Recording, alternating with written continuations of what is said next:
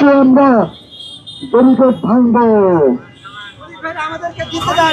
আমাদের কতদিন রাস্তায় আটকাবেন?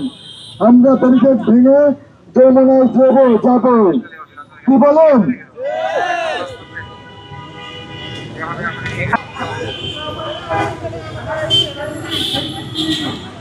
দর্শক, শাহবাগ থানার সামনে প্রতিবন্ধী চাকরি প্রত্যাশী যে সকল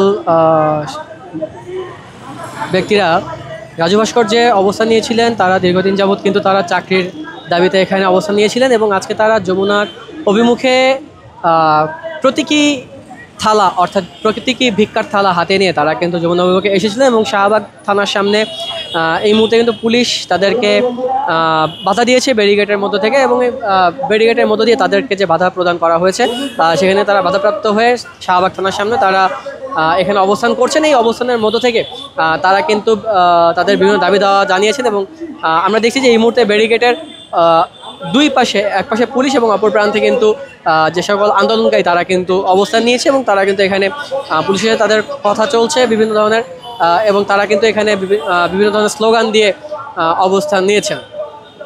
শাহবাগ থানার সামনে যে সকল ব্যক্তিরা রয়েছেন তারা কিন্তু তাদের মূল যে দাবি, 5 দাবি নিয়ে তারা এসেছেন এবং সেই দাবিগুলোর ভিতরে প্রধান দাবি হচ্ছে তাদেরকে দ্রুত নির্বাহী আদেশে চাকরি দিতে হবে, এমনটাই তাদের দাবি, এমনটাই তারা জানিয়েছে।